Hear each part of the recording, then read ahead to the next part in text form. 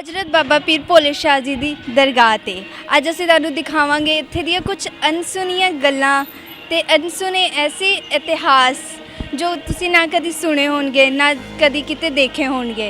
आओ तुहानूं दिखाने आ इत्थे दे कुछ पल, इत्थे दे कुछ नज़ारे। आ जाओ मेरे नाल।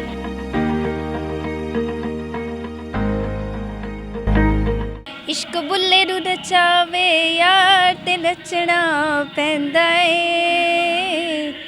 सामने होवे यार ते नचना पैंदा ए, सामने होवे यार ते नचना पैंदा ए, सामने होवे यार ते नचना पैंदा ए। जाणदियां मैं बहुता चंगा गाना तो नहीं जानती ना मैं बहुता चंगा नचना जानती हाँ, पर इन्ना जरूर जानती हाँ कि मस्तां दी मस्ती नचना ते गाना आपे सिखा ही देंदी है। जी हाँ, मैं सिमरन तुहाडे सारिਆਂ ਦਾ स्वागत करदी हाँ।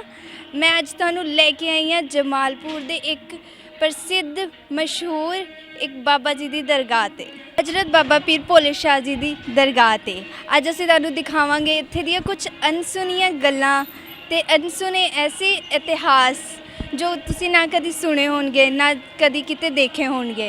आओ तुहानूं दिखाने आ इत्थे दे कुछ पल, इत्थे दे कुछ नज़ारे। आ जाओ मेरे नाल।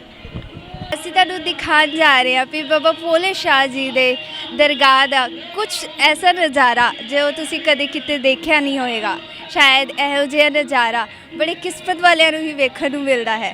ਅੱਜ ਤੁਹਾਨੂੰ ਦਿਖਾਉਂਦੇ ਹਾਂ ਇਸ ਦਰਗਾਹ ਦਾ ਉਹ ਪਿਆਰਾ ਨਜ਼ਾਰਾ ਕਿ ਤੁਸੀਂ ਦੇਖ ਸਕਦੇ ਹੋ ਕਿ ਇਸ ਵਕਤ ਅਸੀਂ ਦਰਬਾਰ ਦੇ ਬਿਲਕੁਲ ਬਾਹਰ ਖੜ੍ਹੇ ਹਾਂ ਅਤੇ ਇੱਦਾਂ ਹੀ ਅਸੀਂ ਤੁਹਾਨੂੰ ਇੱਥੇ ਦੀ ਪਰਿਕਰਮਾ ਵੀ ਅਸੀਂ ਤੁਹਾਨੂੰ ਨਾਲ ਨਾਲ ਹੀ ਕਰਾ ਦਾਂਗੇ। ਜਿੱਦਾਂ ਕਿ ਤੁਸੀਂ ਵੇਖ ਸਕਦੇ ਹੋ ਕਿ ਅਸੀਂ ਦਰਬਾਰ ਦੀ ਪਰਿਕਰਮਾ ਕਰ ਰਹੇ ਹਾਂ ਅਤੇ ਇਹਦੇ ਨਾਲ ਨਾਲ ਅਸੀਂ ਤੁਹਾਨੂੰ ਵਿਖਾ ਦਿੰਦੇ ਹਾਂ ਕਿ ਇੱਥੇ ਇੱਕ ਝੰਡਾ ਵੀ ਲੱਗਿਆ ਹੋਇਆ ਹੈ ਜਿਹਦੀ ਬਹੁਤ ਹੀ ਮਾਨਤਾ ਮੰਨੀ ਜਾਂਦੀ ਹੈ।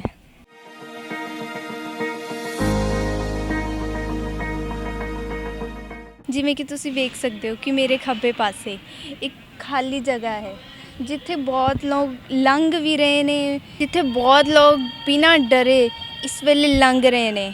ਇਹ ਇੱਕ ਸ਼ਮਸ਼ਾਨ ਭੂਮੀ ਹੈ ਜਿਹਦੇ ਉੱਪਰ ਇਹ ਬਾਬਾ ਜੀ ਦੀ ਦਰਗਾਹ ਬਣੀ ਹੋਈ ਹੈ।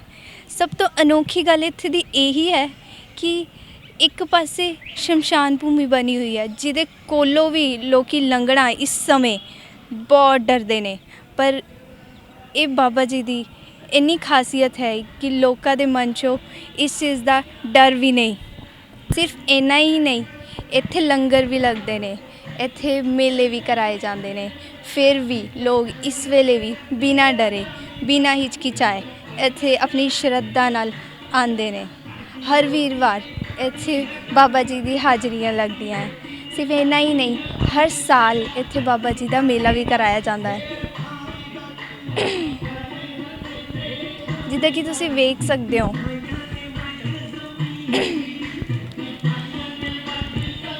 ਹਜ਼ਰਤ ਪੀਰ ਬਾਬਾ ਜੀ ਦੇ ਚਿਰਾਗ ਇੱਦਾਂ ਹੀ ਸਾਲੋ ਸਾਲ ਹਰ ਸਮੇਂ ਜਗਦੇ ਹੀ ਰਹਿੰਦੇ ਆ, ਜਿੱਥੇ ਸ਼ਰਧਾਲੂ ਆ ਕੇ ਸਿਰ ਨਿਵਾਉਂਦੇ ਨੇ। ਆਓ ਅਸੀਂ ਹੁਣ ਤੁਹਾਡਾ ਇੰਤਜ਼ਾਰ ਖਤਮ ਕਰਦੇ ਹਾਂ, ਬਾਬਾ ਜੀ ਦੇ ਦਰਸ਼ਨ ਕਰਾਉਂਦੇ ਹਾਂ। ਉਸ ਤੋਂ ਪਹਿਲਾਂ ਕਿਉਂ ਨਾ ਅਸੀਂ ਥੋੜ੍ਹਾ ਜਿਹਾ ਉਹਨਾਂ ਲਈ ਆਪਣੀ ਔਕਾਤ ਦੇ ਅਕੋਰਡਿੰਗ ਪ੍ਰਸ਼ਾਦ ਲੈ ਲੈਂਦੇ। ਆ ਜਾਓ ਮੇਰੇ। ਸਤਿ ਸ਼੍ਰੀ ਅਕਾਲ ਜੀ। ਪਹਿਲਾਂ ਤਾਂ ਸਿਟੀ ਹੋਮ ਵਾਲਿਆਂ ਦਾ ਬਹੁਤ ਬਹੁਤ ਧੰਨਵਾਦ ਕਰਦੇ ਹਾਂ ਅਸੀਂ ਸਾਡੇ ਦਰਬਾਰ 'ਤੇ ਪਹੁੰਚਣ 'ਤੇ। ਹਾਂਜੀ, ਅਸੀਂ ਜਾਣਨਾ ਚਾਹੁੰਦੇ ਹਾਂ ਕਿ ਇਸ ਦਰਬਾਰ ਦਾ ਕੀ ਇਤਿਹਾਸ ਹੈ। ਤੁਸੀਂ ਇੱਥੇ ਦੀ ਸੇਵਾ 'ਚ ਕਦੋਂ ਤੋਂ ਹੀ ਜੁੜੇ ਹੋਏ ਹੋ? ਤਕਰੀਬਨ 25-30 ਸਾਲ ਹੋ ਗਏ ਜਿਹੜਾ ਦਰਬਾਰ 'ਤੇ ਦਾਤਾ ਸਾਹਿਬ ਨੇ ਆਪਦੇ ਚਰਨੀ ਲਾਇਆ ਹੋਇਆ ਸਾਨੂੰ। ਜੀ, ਕੁਝ ਇਸ ਦਰਬਾਰ ਦੇ ਇਤਿਹਾਸ ਬਾਰੇ ਦੱਸੋਗੇ? ਦਰਬਾਰ ਸਾਡੇ ਬਜ਼ੁਰਗਾਂ ਤੋਂ ਪਹਿਲਾਂ ਦਾ ਵਾ। ਅਸੀਂ ਸਾਡਾ ਪਿੰਡ ਇਹੀ ਆ, ਨਗਰ ਇਹੀ ਆ। ਸਾਡੇ ਦਾਦੇ ਪੜਦਾਦੇ ਵੀ ਇੱਥੇ ਸੇਵਾ ਕਰਦੇ ਸੀਗੇ। ਇੱਥੇ ਬਜ਼ੁਰਗ ਸੀਗੇ ਬਾਬਾ ਚਰਨਦਾਸ ਜੀ, ਉਹਨਾਂ ਨੇ ਸਾਰੀ ਜ਼ਿੰਦਗੀ ਇੱਥੇ ਸੇਵਾ ਕੀਤੀ ਆ। ਉਹ ਇੱਥੇ ਕਿਤੇ ਕੰਮ ਕਰਦੇ ਸੀਗੇ, ਉਹਨਾਂ ਦੀਆਂ ਬਾਹਾਂ ਕੱਟੀਆਂ ਗਈਆਂ ਸੀਗੀਆਂ, ਫਿਰ ਉਹਨਾਂ ਨੇ ਦਰਬਾਰ 'ਤੇ ਸੇਵਾ ਕੀਤੀ ਆ। ਸਾਰੀ ਉਮਰ ਉਹਨਾਂ ਨੇ ਇੱਥੇ ਹੀ ਸੇਵਾ ਕੀਤੀ ਆ। ਉਹੀ ਦੱਸਦੇ ਹੁੰਦੇ ਸੀਗੇ, ਕਹਿੰਦੇ ਵੀ ਇਹ ਬਜ਼ੁਰਗ ਜਿਹੜੇ ਸੀਗੇ 47 ਤੋਂ ਪਹਿਲਾਂ ਦੀਆਂ ਗੱਲਾਂ ਵਾ, ਬਜ਼ੁਰਗਾਂ ਦਾ ਦਰਬਾਰ ਹੈ। ਬਾਕੀ ਤੁਸੀਂ ਇਹਨਾਂ ਬਾਰੇ ਸਾਨੂੰ ਦੱਸੋ ਕਿ ਜਿੱਦਾਂ ਕਿ ਇਹ ਦਰਬਾਰ ਅਸੀਂ ਅੱਜ ਤੱਕ ਇੱਦਾਂ ਦਾ ਦਰਬਾਰ ਕਿਤੇ ਨਹੀਂ ਵੇਖਿਆ, ਜਿਵੇਂ ਕਿ ਕਿਤੇ ਸ਼ਮਸ਼ਾਨ ਭੂਮੀ ਬਣੀ ਹੋਵੇ ਤੇ ਉਹਦੇ ਉੱਪਰ ਹੀ ਦਰਬਾਰ ਲੱਗਾ ਹੋਵੇ। ਐਸੀਆਂ ਜਗ੍ਹਾਵਾਂ ਤੋਂ ਤਾਂ ਲੋਕੀ ਕਿਲੋਮੀਟਰ ਦੇ ਦੂਰੋਂ ਵੀ ਲੰਘਣਾ ਪਸੰਦ ਨਹੀਂ ਕਰਦੇ, ਡਰ ਜਾਂਦੇ ਨੇ ਇਹੋ ਜਿਹੀ ਭੂਮੀ ਦੇ ਕੋਲੋਂ ਵੀ ਨਹੀਂ, ਲੰਘਣ ਨਹੀਂ, ਤੋਂ। ਕੋਈ ਡਰਨ ਦੀ ਗੱਲ ਨਹੀਂ ਹੈਗੀ। ਸਾਡੇ ਇੱਥੇ ਸਰਕਾਰ ਨੇ ਇਬਾਦਤ ਕੀਤੀ ਹੈ, ਰੱਬ ਦਾ ਘਰ ਆ, ਕੋਈ ਇੱਥੇ ਸ਼ਮਸ਼ਾਨ ਘਾਟ ਦਾ ਕੋਈ ਡਰ ਨਹੀਂ। ਸਾਡੀਆਂ ਧੀਆਂ ਭੈਣਾਂ ਮੱਥਾ ਟੇਕਣ ਆਉਂਦੀਆਂ, ਰਾਤ ਨੂੰ 11 ਵਜੇ ਤੱਕ ਵੀ ਆਉਂਦੀਆਂ ਵਾ। ਸੇਵਾਦਾਰ ਆਪਦੀ ਡਿਊਟੀ ਨਿਭਾਉਂਦੇ ਆ, ਸੇਵਾ ਕਰਦੇ ਆ, ਕੋਈ ਇਦਾਂ ਦੀ ਗੱਲ ਨਹੀਂ ਹੈਗੀ।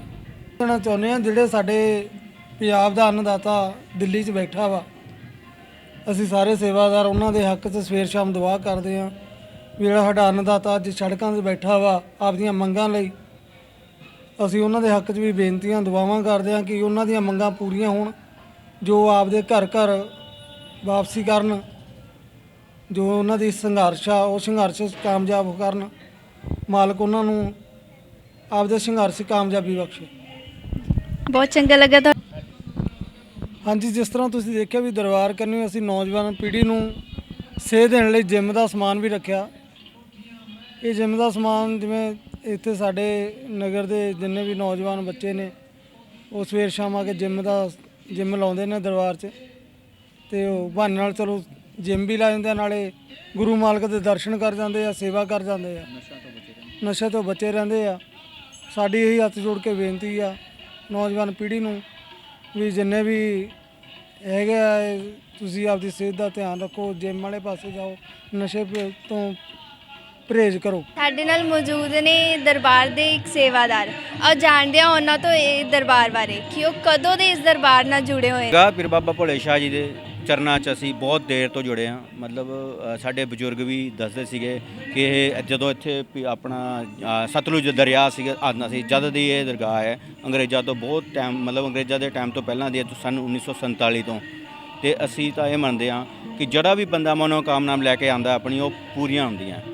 ਤੇ ਅਸੀਂ ਤਾਂ ਬਹੁਤ ਟਾਈਮ ਤੋਂ ਜੁੜੇ ਹਾਂ, ਸੇਵਾਦਾਰ ਹੈ ਪੀਰ ਬਾਬਾ ਭੋਲੇ ਸ਼ਾਹ ਦਰਗਾਹ ਦਾ ਜੀ ਨਾ। ਅਸੀਂ ਤੁਹਾਡੇ ਤੋਂ ਇਹ ਵੀ ਜਾਣਨਾ ਚਾਹਾਂਗੇ ਕਿ ਇਹਦਾ ਕੀ ਇਤਿਹਾਸ ਹੈ, ਜਿਹਦਾ ਕਿ ਅਸੀਂ ਦੇਖਦੇ ਹਾਂ ਕਿ ਮੋਸਟਲੀ ਪਬਲਿਕ ਪਲੇਸਿਸ 'ਤੇ ਅਸੀਂ ਮੰਦਿਰ ਗੁਰਦੁਆਰਿਆਂ ਨੂੰ ਦੇਖਦੇ ਹਾਂ, ਪਰ ਇੱਥੇ ਦੀ ਗੱਲ ਹੀ ਕੁਛ ਅਨੋਖੀ ਹੈ ਕਿ ਨੀਚੇ ਇੱਕ ਸ਼ਮਸ਼ਾਨ ਭੂਮੀ ਬਣੀ ਹੋਣ ਦੇ ਬਾਵਜੂਦ ਵੀ ਇੱਥੇ ਬਾਬਾ ਜੀ ਦੀ ਜਗ੍ਹਾ ਬਣੀ ਹੋਈ ਹੈ, ਜਿੱਥੇ ਫਿਰ ਵੀ ਲੋਕ ਬੇਝਿਜਕ ਬਿਨਾਂ ਡਰੇ ਇੱਥੇ ਮੱਥਾ ਟੇਕਣ ਆਉਂਦੇ ਨੇ। ਇੱਥੇ ਡਰ ਵਾਲੀ ਕੋਈ ਗੱਲ ਨਹੀਂ ਹੈਗੀ। ਪੀਰ ਬਾਬਾ ਭੋਲੇ ਸ਼ਾਹ ਦੀ ਜਿਹੜੀ ਦਰਗਾਹ ਹੈ, ਇਹ ਸ਼ੁਰੂ ਤੋਂ ਮਤਲਬ ਬਜ਼ੁਰਗ ਬਹੁਤ ਟਾਈਮ ਪਹਿਲਾਂ ਬਜ਼ੁਰਗ ਜਿਹੜੇ ਆ ਕੇ ਇਬਾਦਤ ਕਰਦੇ ਸੀਗੇ, ਇੱਥੇ ਬੈਠਦੇ ਸੀ।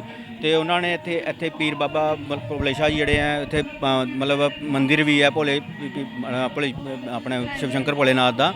ਤੇ ਇੱਥੇ ਡਰ ਡਰਨ ਵਾਲੀ ਕੋਈ ਗੱਲ ਨਹੀਂ ਹੈ। ਮਤਲਬ ਬਿਨਾਂ ਲੋਕ ਹਰ ਪਬਲਿਕ ਜਿਹੜਾ ਹਰ ਵੀ ਸੰਗਤ ਹੈ ਬਿਨਾਂ ਡਰ ਤੋਂ ਆਉਂਦੀ ਹੈ। ਇਸ ਤਰ੍ਹਾਂ ਦੀ ਕੋਈ ਗੱਲਬਾਤ ਡਰਨ ਵਾਲੀ ਕੋਈ ਗੱਲ ਨਹੀਂ ਹੈ। ਜੋ ਆਪਣੀਆਂ ਮਨੋਕਾਮਨਾ ਲੈ ਕੇ ਆਉਂਦੇ ਆ ਉਹ ਪੂਰਨ ਹੁੰਦੀਆਂ।